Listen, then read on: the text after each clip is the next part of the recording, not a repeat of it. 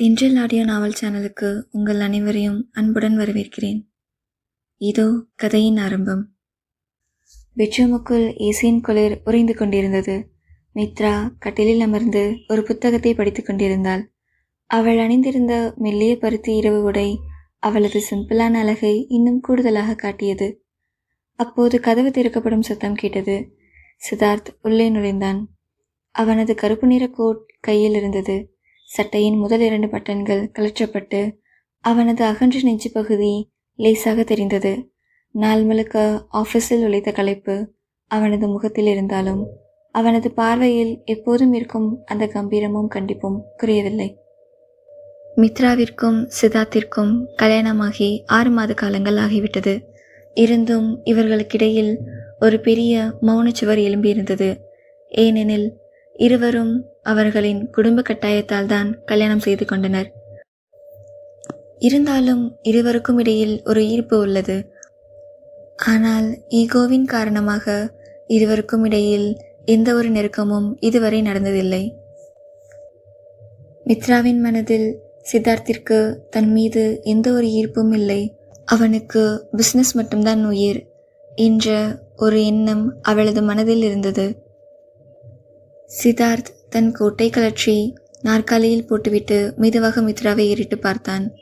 அவளது அமைதியான தோற்றமும் கலைந்த கூந்தலும் அவனுக்குள் ஏதோ ஒரு விசித்திரமான ஈர்ப்பை ஏற்படுத்தியது. அவன் மெல்ல அவள் அருகே நடந்து வந்தான். சித்தார்த் கரகரப்பான தடித்த குரலில், இன்னும் தூங்காம என்ன பண்ணிட்டு இருக்க மித்ரா? மித்ரா புத்தகத்தில் இருந்து கண்களை எடுத்து அவனை நிமிர்ந்து பார்த்தாள். அவளது அமைதியான கண்கள் அவனது கூர்மையான பார்வையை எதிர்கொண்டன. அது எனக்கு தூக்கம் வரல. நீங்கள் இப்போ தான் வந்தீங்களா? என்ன அதிசயமாக கையில் எதுவும் கொண்டு வராமல் வந்திருக்கீங்க?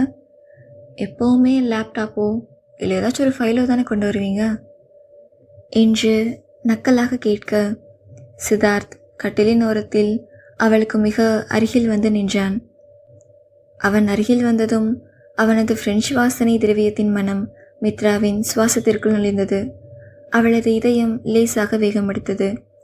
சித்தார்த் அவளது முகத்திற்கு நேரே குனிந்து கண்களை ஊடுருவ பார்த்தபடி, ஏண்டி என்னைக்காவது என்னை வாசலில் நின்று உள்ளே வாங்கன்னு கூப்பிட்ருக்கியா? எப்போ பார்த்தாலும் ஓரத்தில் உட்காந்துட்டு ஃபோனை பார்த்துக்கிட்டே என்று அவன் கூற, ஆமாம், அப்படியே வரவேற்றாலும் கையில் மல்லிப்பூவும் லட்டுமா வாங்கிட்டு வரீங்க ஓடி வந்து வரவேற்கிறதுக்கு. எப்போ பார்த்தாலும் அந்த ஃபைலும் லேப்டாப்பும் தானே வருவீங்க என்று அலட்சியமாக கூறினாள். சித்தார்த் அவள் அருகே வந்து அமர்ந்து, ஏண்டி இப்படிலாம் பேசுகிற? என்னை புரிஞ்சிக்கவே மாட்டியா? உங்களை நான் நல்லா தான் புரிஞ்சு வச்சுருக்கேன். என்ன நீ ஒரு அண்ணிய மாதிரி ட்ரீட் பண்ணுற. அந்த மாதிரிலாம் நான் ஒன்றும் நினைக்கல. ஆனால் உங்களை ஹஸ்பண்டாக ஏற்றுக்கிறதுக்கு எனக்கு தோணலை. உங்களை பொறுத்த வரைக்கும் உங்கள் பிஸ்னஸும் உங்கள் ஈகோவும் தான் உங்களுக்கு பெருசு. உங்கள் டைம் டேபிளில் மித்ராவுக்கு எங்கே இடம் இருக்குது? உங்களுக்கு பகலில் என்னோட நினப்பு இருக்குமா? ராத்திரி நீங்கள் வீட்டுக்கு வந்ததுக்கப்புறம்தான் மித்ரான்னு ஒரு கேரக்டர் இருக்கதே உங்களுக்கு தெரியும். அப்படி இருக்கும்போது நான் எப்படி உங்களை கணவனாக ஏற்றுக்கிற முடியும்? ராத்திரி 10 மணிக்கு மேலே மட்டும் என்னால் உங்களுக்கு பொண்டாட்டியாக இருக்க முடியாது என்று அவள் கராராக கூற, சித்தார்த் அவளது பிடிவாதமான பேச்சை கேட்டு லேசாக சிரித்தான். அவன் தன் பலமான கையை மெதுவாக நீட்டி அவளது கன்னத்தில் விழுந்த கூந்தல் இலையை காதரும் ஒதுக்கினான். அவனது சுடு விரல்கள் அவளது மென்மையான கன்னத்தில் பட்டதும் மித்ராவிற்குள் ஒரு மின்சாரம் பாய்ந்தது. அவள் கண்களை மூடிக்கொண்டாள். சித்தார்த் அவளது காதருகே தன் இதழ்களை கொண்டு சென்று சூடான மூச்சுக்காற்றை இறக்கியபடி கிசுகிசுத்தான். நல்லா பேச கற்றுக்கிட்ட மித்ரா. சரி, அதெல்லாம் விடு. வர திங்கக்கிழமை என்னோட கம்பெனியோட சக்ஸஸ் பார்ட்டி இருக்குது. அங்கே நீ கூட வரணும். நம்ம 2 பேரோட மேரேஜ் கட்டாயமாக நடந்ததுனால உன்னை இந்த வேர்ல்டுக்கு நான் ப்ராப்பராக அனௌன்ஸ் பண்ணலை. அன்னைக்கு அந்த பார்ட்டியில் எல்லாரும் முன்னாடி வச்சு இந்த உலகத்துக்கே ஒன்று அறிமுகப்படுத்த போகிறேன். மித்ரா கண்களை திறந்து அவனது காந்த பார்வையை கட்டுண்டு தழுதழுத்த குரலில், நான் வரல சித்தார்த். உங்கள் பிஸ்னஸ் உலகத்துக்கும் எனக்கும் செட் ஆகாது. சித்தார்த் எழுந்து நின்று மீண்டும் தன் கராரான பாஸ் மோடிற்கு மாறி, இது என் ஆர்டர் மித்ரா, ரெக்வஸ்ட் இல்லை. நீ வரலனா உன்னை எப்படி கூட்டிகிட்டு போகணும்னு எனக்கு நல்லா தெரியும். அன்றைக்கி நைட் போடுறதுக்காக உனக்கு ஒரு ஸ்பெஷலாக காஸ்ட்லி புடவை நாளைக்கு வீட்டுக்கு வரும், ரெடியாரு என்று சொல்லிவிட்டு குளிக்க சென்றான். மித்ரா தன் நெஞ்சில் கையை வைத்து கொண்டாள். அவளது இதயம் அத்தனை வேகமாக துடித்தது. இந்த 6 மாதங்களில் இல்லாத அளவுக்கு சித்தார்த்தின் இந்த நெருக்கம் அவளுக்கு ஒரு புதுவிதமான பயத்தையும் அதே சமயம் ஒரு ரகசியமான ஏக்கத்தையும் உருவாக்கியிருந்தது. இப்படியே நாட்கள் நகர்ந்தது. திங்கட்கிழமை. அரங்கமே வண்ண விளக்குகளாலும் பிஸ்னஸ் உலகின் முக்கிய புள்ளிகளாலும் நிறைந்திருந்தது. கேமராக்களின் ஃப்ளாஷ் லைட்டுகள் இடைவிடாது மின்னிக் கொண்டிருந்தன. சித்தார்த் கருப்பு நிற வெல்வெட் சூட்டில் அசாத்திய கம்பீரத்துடன் தன் பிஸ்னஸ் பார்ட்னர்களிடம் பேசிக்கொண்டிருந்தான். அவனது முகம் எப்போதும் போல கராராக இருந்தாலும் அவனது கண்கள் மட்டும் அடிக்கடி நுழைவாயிலேயே தேடிக்கொண்டிருந்தன.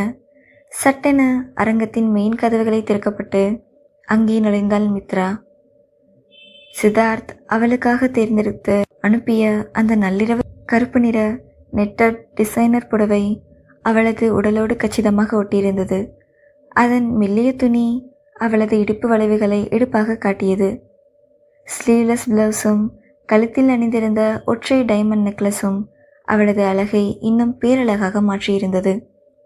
லூசாக விடப்பட்டிருந்த கூந்தல் அவளது தோள்களில் அலைபாய்ந்து அவளது இந்த தோற்றத்தை கண்டதும் அரங்கமே ஒரு நொடி ஸ்தம்பித்து நின்றது. சித்தார்த் அவளையே வெறித்து பார்த்தான். அவனுக்குள் ஒரு சிலிர்ப்பு ஏற்பட்டது. மித்ராவா அது? இவ்வளோ அழகா இருக்கா என்ற பெருமிதமும் அதே சமயம் அவளை எல்லோரும் பார்க்கிறார்களே என்ற ஒரு இரகசிய பொறாமையும் அவனுக்குள் எழுந்தது. அவன் மெல்ல நடந்து அவள் அருகே சென்றான். மித்ரா இவ்வளவு பெரிய கூட்டத்தை பார்த்த லேசாக திகைத்து நின்றாள்.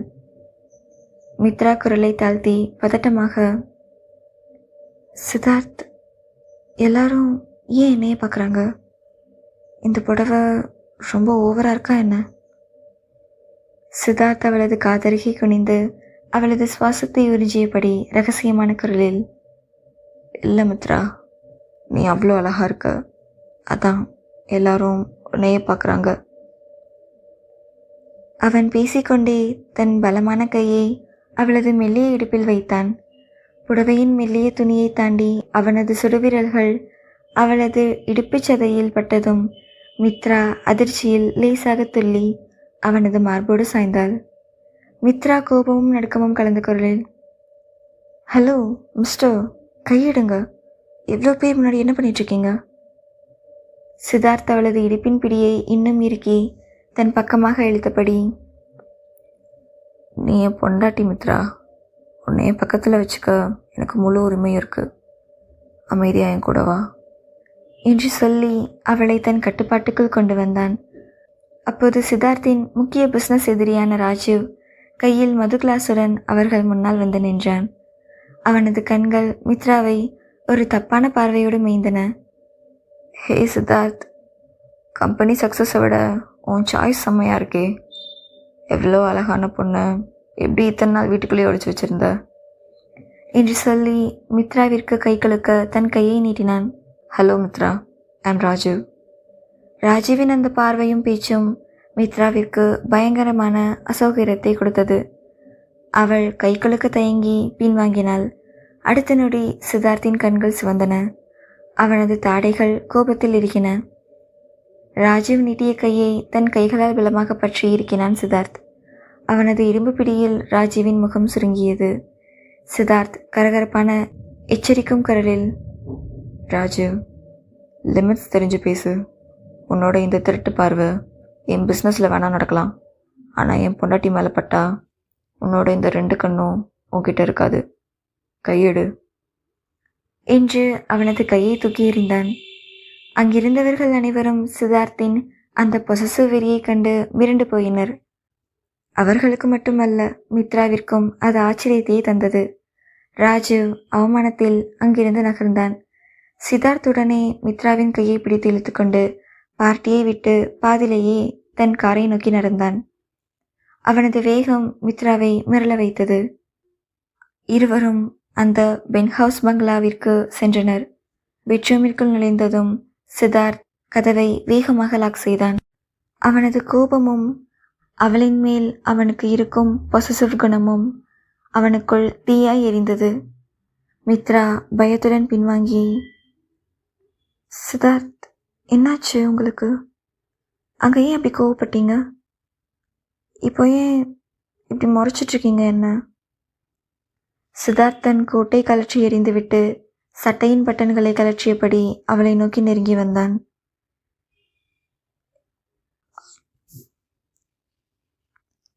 என்னால் என்னை கட்டுப்படுத்த முடியல மித்ரா. அங்கே அவன் உன்னை தொட்டு பேச நினைக்கும்போது எனக்கு பைத்தியமே பிடிச்சிடும் போல இருந்தது. நீ எனக்கு மட்டும்தான் சொந்தம். மித்ரா அவனது அந்த வெறித்தனமான பார்வையில் தன் சுயமரியாதையை மீட்க முயன்று கட்டிலின் ஓரம் போய் நின்று, சித்தார்த், நம்ம குடும்பத்துக்காக கல்யாணம் பண்ணிக்கிட்டவங்க. என் மேலே உங்களுக்கு எந்த உரிமையும் இல்லை. சித்தார்த் சட்டென அவளது இரு கைகளையும் பற்றி அவளை கட்டிலில் சாய்த்தான். அவளது மெல்லிய உடலின் மேல் தன் பலமான உடலால் லாக் செய்து அவனது முகத்தின் மிக அருகில் குனிந்தான். உரிமை இல்லையா மித்ரா? இந்த 6 மாசமா நான் அமைதியாக இருந்தது உன் மேலே காதல் இல்லைன்னு நினச்சியா? அவனது சூடான மூச்சுக்காற்று மித்ராவின் உதடுகளில் பட அவளது இதயம் அத்தனை வேகமாக துடித்தது. அவனது கண்களில் தெரிந்த அந்த தீராத காதல் அவளது பிடிவாதத்தை மெல்ல உடைக்கத் தொடங்கியது. அறைக்கு வெளியே திடீரென பலத்த காற்றுடன் மழை பெய்யத் தொடங்கியது. ஜன்னல் கண்ணாடிகளில் மழையின் துளிகள் பட்டு தெரிக்கும் சத்தம் அந்த நள்ளிரவின் அமைதியை கலைத்தது. அறைக்குள் மித்ராவின் கைகளை படுக்கையோடு அழுத்தி பிடித்தபடி அவளது உடலோடு தன் உடலை லாக் செய்து மிக நெருக்கமாக குனிந்தான் சித்தார்த். அவனது கருப்பு வெல்வெட் சூட் சட்டை பட்டன்கள் திறந்திருக்க அவனது மார்பின் சோடு மித்ராவின் மெல்லிய புடவையும் தாண்டி அவளுக்குள் இறங்கியது. மித்ரா இதயம் வேகமாக துடிக்க அவனது கண்களை பார்க்க பயந்து முகத்தை திருப்பியபடி, சித்தார்த், ப்ளீஸ் என்னை விடுங்க. இதுதான் உங்கள் அன்பா? இந்த மாதிரி அதிகாரத்தோடு தான் உங்கள் காதலை காட்டுறீங்களா? அவளது அந்த கேள்வி சித்தார்த்தின் நெஞ்சில் சுரீரென தைத்தது. அவளது கைகளில் இருந்த தன் பிடியை அவன் மெல்ல தளர்த்தினான். ஆனால் அவளை விட்டு விலகவில்லை. தன் ஒரு கையை மெதுவாக எடுத்து அவளது சிவந்த கன்னத்தை தன் விரல்களால் வருடினான்.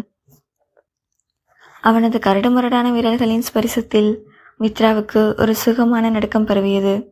சித்தார்த் தன் குரலை இன்னும் தடிப்பாக்கி அவளது காதலியை குனிந்து, அதிகாரம் இல்லை மித்ரா, இது என் தவிப்பு.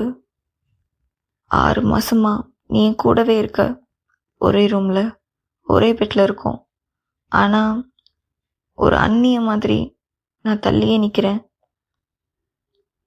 இன்னைக்கு அந்த ராஜு உன்னை தப்பாக பார்த்துப்போ இன்னைக்கு இந்த உலகத்தை அழிச்சிடலாம் போல இருந்தது.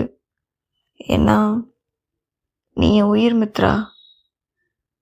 அவன் சொன்ன அந்த என் உயிர் என்ற வார்த்தை மித்ராவின் பிடிவாதத்தை முற்றிலுமாக ஒழுக்கியது. கராரான திமிரான பிஸ்னஸ்மேன் சித்தார்த் முதல் முறையாக தன் காதலை இவ்வளவு ஆக்ரோஷமாகவும் அழகாகவும் கொட்டுவதை அவளால் நம்ப முடியவில்லை.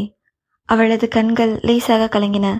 மித்ரா அவனை நிமிர்ந்து பார்த்து தழுத்தழுத்த குரலில், நீங்கள் எப்போதும் பிஸ்னஸ், உங்கள் ஈகோன்னு தான் இருந்தீங்க சித்தார்த்.